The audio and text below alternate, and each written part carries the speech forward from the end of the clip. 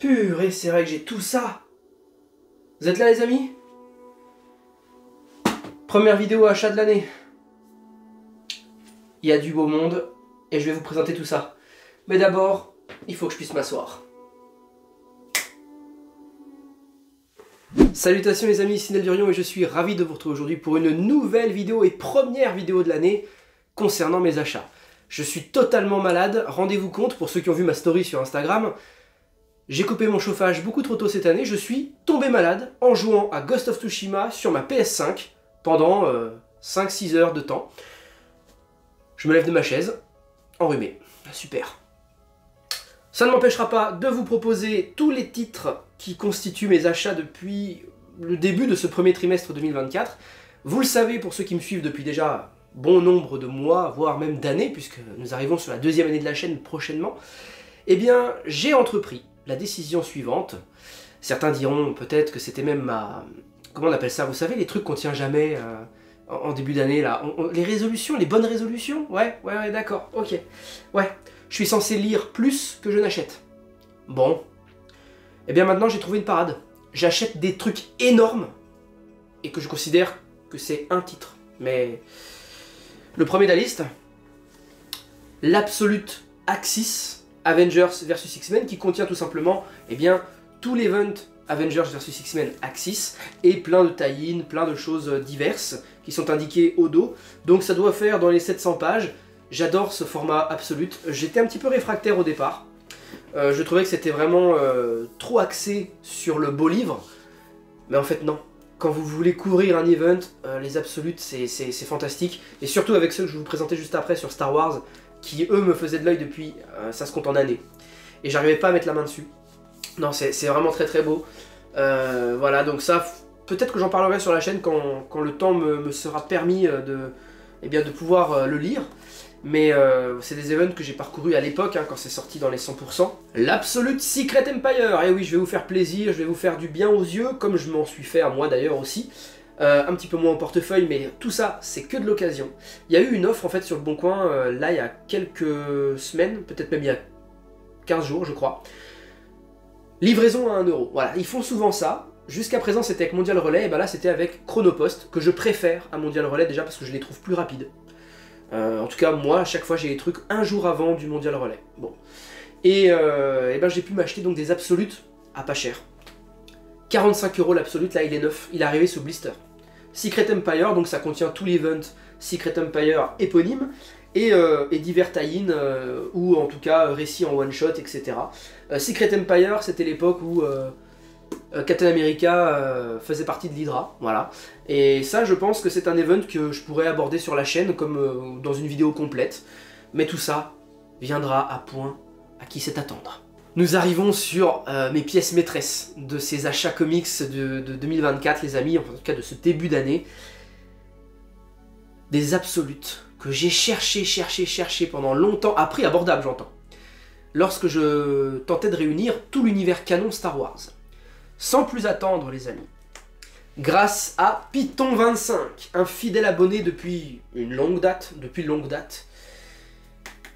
Dark Vador, le seigneur noir des Sith, l'Absolute.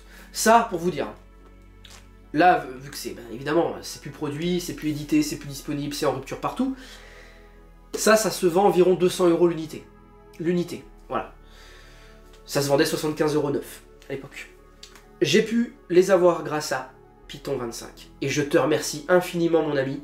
Grâce à toi, Dark Vador, le seigneur noir des Sith, pardon, donc qui réunit la série de Dark Vador de 2017.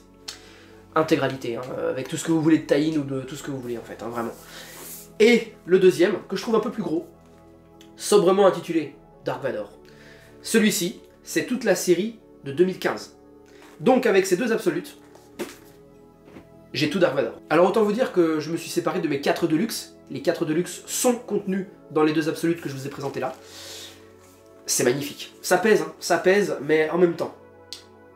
Dark Vador 2015, épisode 1 à 25, avec l'annual. Star Wars 2015, 13 à 14, et Star Wars Vader Down, qui est un one-shot de 2016. Bref, excellent. Je vous ai pas dit pour l'autre, mais la série de 2017, pareil, 1 à 25, plus un annual. j'ai tout ce que je voulais, j'ai tout. Dark Vador, et Star Wars même plus précisément, c'est vraiment là des lectures que j'aborde de plus en plus fort dans ce début d'année 2024, aux côtés de DC, que j'essaie de rattraper, en tout cas en termes de continuité. Donc vous allez avoir sur la chaîne débarquer beaucoup d'épisodes sur Star Wars, j'espère que ça plaira au plus grand nombre parmi vous. Je profite aussi notamment de la publicité qu'il y a autour de Star Wars en ce moment avec la série The Acolyte qui arrive, avec la Haute République qui sera sur le devant de la scène. Enfin, le média du cinéma aborde cette ère de la Haute République et ne le laisse plus seulement aux œuvres littéraires, les romans young adultes, les comics et aussi quelques mangas. Personnellement, j'ai fait l'impasse sur les mangas, mais je lis tout le reste.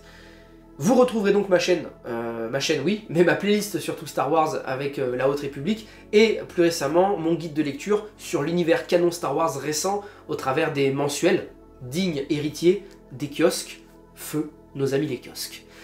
Je poursuis les amis avec du Star Wars donc encore avec un omnibus. On reste sur du moellon catégorie maximale avec cet omnibus de 90 € qui dépasse les 1000 pages hein, je crois. Donc ça serait bien que j'évite de lui cracher dessus, en plus je suis malade donc c'est un peu chiant. J'adore ce format là, vous réunissez tout l'univers légende, les premières séries Marvel qui ont été sorties du canon. Hein.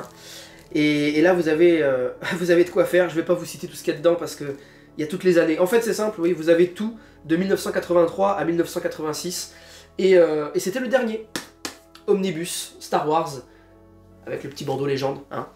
Donc moi je les achète pas en collector parce que j'achète pas chez Panini directement, moi je les achète chez un libraire en ligne ou autre, mais encore sous blister parce que autant vous dire que j'ai les deux autres encore avant de me taper. On reste sur du volumineux les amis avec tout simplement le tome 2 de l'omnibus Fantastic Four par Jonathan Hickman, suite et fin il me semble en tout cas pour son run.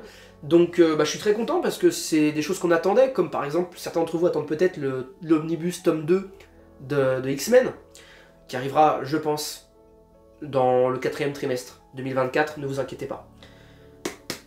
Fantastique, comme les Fantastic Four, donc très content de l'avoir, je l'ai chopé là il y a quelques jours, parce qu'il est sorti tout récemment, cette semaine même il me semble. Dernier mastodonte à vous présenter, les Secret Warriors de Jonathan Hickman. Alors je ne connais pas du tout, je sais que c'est un récit qui est centré sur Nick Fury, alors pas le Nick Fury que vous a vendu les films Marvel de ces dernières années, donc pas incarné par Samuel L. Jackson, mais bien le Nick Fury que moi j'ai connu aux côtés du Punisher entre autres, donc ce Nick Fury blanc, très nationaliste, hein, on va le dire, très conservationniste, et bien qui va réunir une équipe pour des missions d'espionnage très particulières. Je ne connais absolument pas davantage le principe de cette série, mais quand j'ai vu Jonathan Hickman au scénario, quand j'ai vu l'équipe, hein, parce qu'il y a aussi du Bendis dedans, mais même si Bendis, il me semble qu'il avait complètement laissé la main à Jonathan Hickman, parce que là c'est Jonathan Hickman qui se faisait ses armes chez Marvel avec cette série.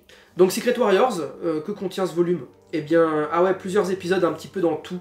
Donc effectivement on a du Mighty Avengers, ça date entre 2007 et 2009, voilà. Il y a peut-être 2-3 trucs de 2010, mais voilà, dans le timing, c'était dans ces années-là, donc le dessin est quelque chose de tout à fait moderne, hein, si jamais vous vous posiez la question. Moi je me la suis posée, et je suis allé consulter des planches en ligne pour m'en assurer. Donc peut-être que je lirai ça prochainement, parce que c'est vraiment, alors là je ne connais pas du tout. Je sais juste qu'il y a l'Hydra qui est dedans, il y a Nick Fury, et il y a une équipe de héros un petit peu de seconde zone. Je crois que c'est ça. Bref, à découvrir. On reste chez Marvel les amis avec une présentation qui va aller très vite puisque j'ai tout simplement acheté le dernier tome, donc le tome 3 de Daredevil chez Marvel évidemment oui, mais surtout donc par Chip Zdarsky et c'est donc le dernier tome qui vient conclure sa série, son run. On aura normalement un reboot, vous savez aussi l'anniversaire de Daredevil le mois prochain, donc il y a plein de choses qui vont sortir, le Je suis Daredevil et plein de titres qui sont réédités, notamment le Daredevil Redemption qui manque à ma collection et que je vais m'empresser de me procurer, je crois qu'il sort en must-have, je suis pas sûr du must-have, mais à voir. En tout cas il sort, donc je vais me le procurer. Voilà, donc je voulais terminer la série, bien sûr dans mes lectures je n'en suis absolument pas là, j'en suis encore à Brubaker, rendez-vous compte. Un petit retour chez Star Wars, ça vous dit? Eh bien tout simplement le tome 2 de la Haute République, donc là la série adulte, hein. Comme vous le savez je n'aime pas trop faire le distinguo entre Star Wars les aventures, young adult, et Star Wars, la série La Haute République adulte. Pour moi, les deux se lisent conjointement et se complètent, donc c'est très bien comme ça. Petit rappel, là on est sur la phase 2. Donc la phase 2 se situe avant, c'est un peu le prologue à la Haute République que je vous ai présenté dans ma playlist. Bon, on aime bien chez Star Wars depuis la nuit des temps vous faire une trilogie et ensuite une prélogie et ensuite une post-logie. Et c'est exactement ce qui va se passer avec la Haute République puisque la phase 3 est après la phase 1. Ok, phase 1, temporalité médiane. Phase 2, temporalité antérieure. Phase 3, temporalité postérieure. Voilà, tout simplement. Et vous l'avez sans doute remarqué si vous avez regardé mon guide de lecture sur les mensuels Star Wars. Eh bien oui, je me suis acheté là, il y a quelques semaines, eh bien Dark Droids, le prologue, c'est lequel? C'est lui, et le tome 1 qui est sorti le mois d'après, donc j'ai acheté les deux en même temps. J'ai du retard évidemment sur Star Wars, mais je suis en train de beaucoup rattraper ce retard. J'arrive bientôt sur War of the Bounty Hunters, et une fois que je serai lancé dans ces premiers mensuels là, et ben après c'est l'autoroute du bonheur puisque j'enchaînerai avec Crimson Reign, Hidden Empire et Dark Droids. Bah oui, voilà. Dernier Star Wars à vous présenter, j'ai failli l'oublier, alors que c'est quand même une pièce maîtresse. Les épiques collections que je chéris tant, eh bien Star Wars La Guerre des Clones tome 3, avec Anakin Skywalker là sur cette couverture, j'adore. J'adore, donc ça c'est l'univers légende, hein, vous le savez, tout ce qui sort dans les épiques collections sont dans l'univers légende. C'est tout simplement tout ce qui était chez Delcourt, je l'ai déjà dit une fois, mais je le redis une deuxième fois. Tout ce qui était sorti chez Delcourt à l'époque, hein, dans ces petits hardcovers, eh bien les épiques collections réunissent tout ça au travers de plusieurs tomes. Il y en a un que j'attends tout particulièrement qui sort au mois de mai, hein, mai parce que May the Force be with you, c'est la Genèse des Jedi, dernier épique collection qui viendra donc réunir la moitié du deuxième tome et le tome 3, parce que c'est une série en 3 tomes chez Delcourt à l'époque. La Genèse des Jedi, extraordinaire cette série. Et bien voilà, donc je reste dans les épiques collections, j'adore ce que nous propose Panini avec ce format-là, soft cover et tout, à un prix raisonnable. Encore une fois, hein, quand vous êtes sur le prix à la page, ça vaut vraiment le coup. Deux derniers titres Marvel, il me semble, puisque, et je l'attendais, et celui-ci va arriver en review sur la chaîne très vite, vous vous en doutez, Predator tome 2, depuis le reboot chez Marvel, avec le premier tome, dont vous en avez une review sur la chaîne déjà, que j'avais beaucoup aimé. Et bien, ce deuxième tome, qui me tarde de découvrir, par Ed Brisson et Neto Diaz. Je ne sais pas du tout de quoi ça parle, je n'ai pas lu le synopsis, donc je ne vous en dirai rien. Vous découvrirez ça dans ma review, qui arrivera prochainement. Et évidemment, j'allais pas passer à côté, purée les gars, l'univers Ultimate qui revient avec Ultimate Invasion, et ce fameux Reed Richards qui est méchant, le Reed Richards de l'univers Ultimate, tout simplement, qu'on appelle aussi le créateur. Voilà, donc ça c'est un récit complet. Vous avez 4 issues normalement dedans, donc c'était les issues sorties l'an dernier aux États-Unis, réunis dans ce bel album format 100%, que j'aime beaucoup, hein, ce format 100%, quand bien même il ne fonctionne pas très bien chez Panini, ils l'ont dit dans leur podcast pour First Print, et bien voilà. D'ailleurs j'en profite parce que c'était mon dernier titre Panini normalement, ouais. Ils ont un podcast tout comme Urban, mais je préfère celui de Panini parce que je le trouve davantage connecté à la marque, en fait, à Marvel et à Panini, que Urban, parce que Urban, eux, ils font un truc avec Frédéric Sigrist, et c'est un petit peu des trucs elevated au niveau de la pensée. Il faut avoir fait un bac L pour pouvoir suivre leur podcast sans décrocher. C'est mon cas. J'avoue qu'à des moments, je décroche un peu. Surtout là, le dernier qu'ils ont fait sur la psychanalyse de nos super-héros reflètent-elles la société d'aujourd'hui. Enfin bref, un sujet de philo pour le bac de cette année, il n'y a aucun problème. Eh bien, voilà, je préfère quand même le podcast de Panini qui s'appelle tout simplement le Paninicast. Et je vous encourage à aller les suivre. Vous tapez Paninicast dans Google, vous tombez sur le premier lien et vous pouvez savourer tout ça. Il y en a 2 par mois, c'est Émile et le community manager, que j'aime beaucoup aussi. Mince, Aurélien Vives. Voilà. Donc Émile, j'ai pas son nom de famille à Émile, mais à chaque fois, ils nous font des super podcasts sur des rubriques bien précises. Les big news, le Punisher, là il y aura sûrement un truc sur Daredevil parce que c'est son anniversaire en avril, donc allez les écouter. C'était la petite parenthèse Panini. Panini qui reprend d'ailleurs pas mal la communication sur la marque, sur ses sorties et tout, et je trouve que depuis qu'ils le font, ça les humanise davantage. Et aujourd'hui, Panini n'est plus du tout dans mon cœur laissez-moi finir ma phrase, n'est plus du tout le pire éditeur dans mon cœur, loin de là d'ailleurs. Allez, je ponctue cette vidéo à chaque comics par un tout petit titre, hein, voilà, que je n'avais pas vu venir. Moi, quand il est sorti, c'est l'intégrale, hein, ça, c'est sorti en plusieurs tomes normalement. C'est par celui qui a créé Okare, qui s'est vendu par centaines de palettes. Donc ouais, je crois que c'est on est plus de 100 000 exemplaires hein, sur Okare. Donc Nayef, pour ne pas le nommer, qui nous avait fait Bayou Bastardies.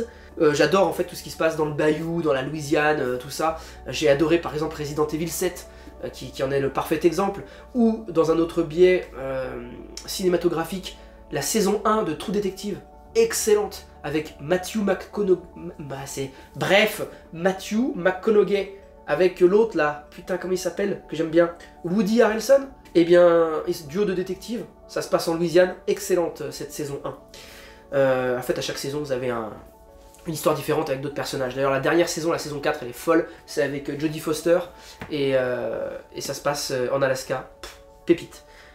Je termine donc ces achats comics avec du DC et du Urban, justement. Avec, dans l'ordre de sortie, ouais, allez. Batman Dark City tome 3.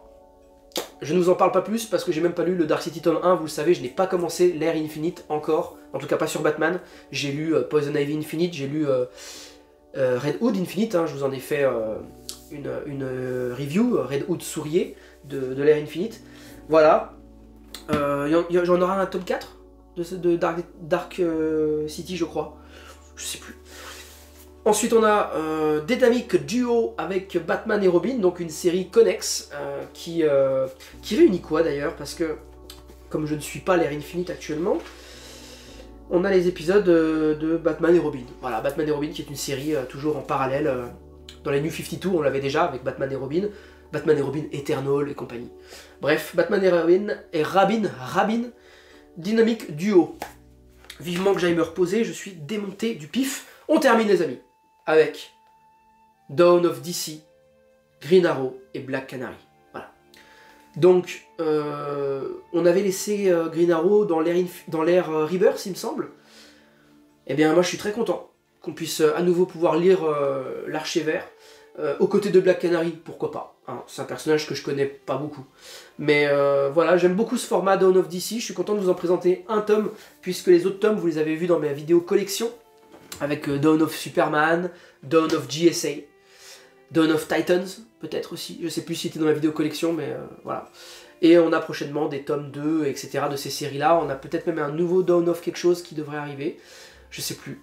Mais j'aime beaucoup ce format. Pouvoir lire tout à 30 balles, ou 35 balles des fois, c'est nickel. Je préfère ça plutôt que Urban fasse une espèce de censure, comme ils ont fait avec le Justice League de Bendis, qu'on n'aura jamais en français.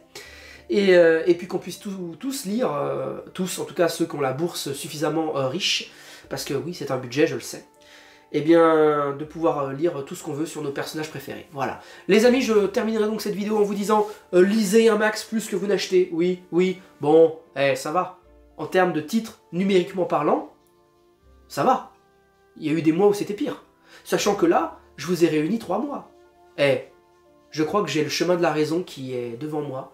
Je n'ai plus qu'à l'emprunter. A bientôt les amis, on se retrouve très prochainement. Ciao.